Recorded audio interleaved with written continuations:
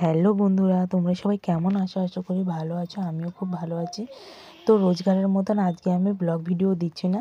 তো আজকে আমি ইন্টারেস্টিং ভিডিও দিচ্ছি। সেটা হলো যে নিউবর্ন বেবিরা যাদের বাড়িতে থাকে তাদের বাড়িতে কি কি প্রয়োজনীয় ওষুধ রাখতে হয়, সেই সব আর কি।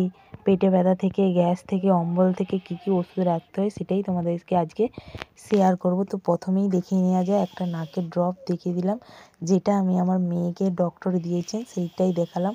তারপর খুব থেকে প্রয়োজনীয় থার্মোমিটার, আর তারপর একটা থার্মোকপ জেল, ওটা ভ্যাকসিন দেওয়াতে কাজে লাগে। তো এগুলো তো প্রয়োজন তো লাগেই। তো তারপর একটা চোখের ড্রপ, চোখেও দেওয়া যাবে, কানেও দেওয়া যাবে। তো এটাও আমি রেখেছি বাড়িতে, যদি চোখ দিয়ে জল টল কাটে, কিছু পড়ে টরে যায়। তো তারপরে আছে একটা কাশির ওষুধ। তো এটা আমি প্রথম থেকেই 1 মাস থেকেই খাওয়াচ্ছি, কাশি হলেই খাওয়াই আর কি। তো এই ওষুধটা খুবই ভালো। তো তারপরে এই যে গ্রাই ওয়াটার, এটাও 6 মান্থে পড়েছে যখন ডক্টর দিয়েছে, তার আগে দেয়নি। তো এই ওষুধটাও খুব ভালো। তো আর এটা হজমের ওষুধ। তো এটাও হচ্ছে যে আমার মেয়ে খায়, এটা 1 মাস থেকে খায়, আর ওটা 6 মাসে দিয়েছে, ওটাও বেশ ভালো। তারপরে মাস্কটা তো খুবই গুরুত্বপূর্ণ, যে যা সর্দি কাশি টাশির জন্য খুবই ভালো। তো তারপর এদিকে মাল্টিভিটামিন, যেটা 1 বছর পর্যন্ত খাবে, আর এর সাথে আরেকটাও ভিটামিন খায়। তো এটা ভিটামিন D3, এটাও খাবে। তো তারপর হচ্ছে খুবই গুরুত্বপূর্ণ, এটা হচ্ছে প্যারাসিটামল, কারণ জ্বরের এখানে সমস্ত ওষুধগুলোই খুবই দরকারি।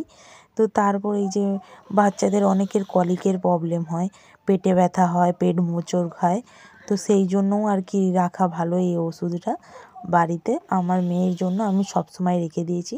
তো তখন 1 মাসের ছিল বলে 5 ফোঁটা করে, এখন 20 ফোঁটা করে। আর এটার সাথেও এই কলিমিক্সটাও খুব কাজ দেয়। এটাও পেট ব্যথা, পেটে যন্ত্রণা টন্ত্রণা হলে, পটি না হলে এটাও দেয়। আমার এটা বেশ ভালো লাগে। দুটোই খাওয়াই মাঝে মধ্যে, যখন দেখি খুব কান্নাকাটি করছে তখনই। তো তারপরে এইদিকে ওষুধ রাখার, এই যে এটাও ভিতরে ছিল, এটা সেই যখন হয়েছিল, সে যে লাই যে পড়ে গেছিলো, লাই শুকোনোর ওর একটা ওষুধ আর কি। ওটা আর দেখালাম না, কারণ ওটা আর প্রয়োজন নেই। তো তারপর আমি এইরকম একটা ঝুড়ির মধ্যে ওষুধগুলো গুছিয়ে রাখি। তোমরা চাইলে একটা বক্সেও রাখতে পারো। তো আমার এগুলো দরকারি জিনিসপত্র, তো এরকম খাঁচা টাচার মধ্যে রাখলেই বেশ গোছানো হয়ে থাকে। তো আমিও এইভাবেই গুছিয়ে রাখি, তাই জন্য তোমাদেরকে একটু শেয়ার করে দিলাম। তো আমার মেয়েকে কী কী ওষুধ দিই সেগুলো তো শেয়ার করলাম। যদি এই পর্যন্ত কারা কারা ভিডিওটা দেখে হেল্পফুল হও, তারা ভিডিওটা একটি লাইক, একটি কমেন্ট করবে।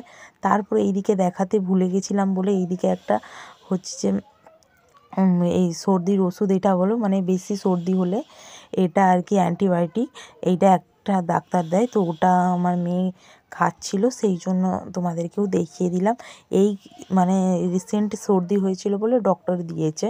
তো ওটাও তোমাদেরকে পড়ে থাকবে কেন, ওটাও দেখিয়ে দিলাম, যেহেতু কী খায় সেটাই তোমাদেরকে দেখিয়ে দিলাম। তো সর্দি হালকা হালকা হলে ওষুধ দিয়েছো, ঠিক আছে, না হলে হচ্ছে যে বেশি হলে অ্যান্টিবায়োটিক দিতে হবে। তো আশা করি ভিডিওটি ভালো লাগবে। আশা করি নতুন যারা মা হয়েছে তাদের এই ভিডিওটি হেল্পফুল হবে। যদি হেল্পফুল হয়ে থাকে, সবাই লাইক কমেন্ট শেয়ার করতে একদমই ভুলো না। নেক্সট কী ভিডিও দেখতে চাও সেটাও বলবে। তো আজকের মতন টাটা।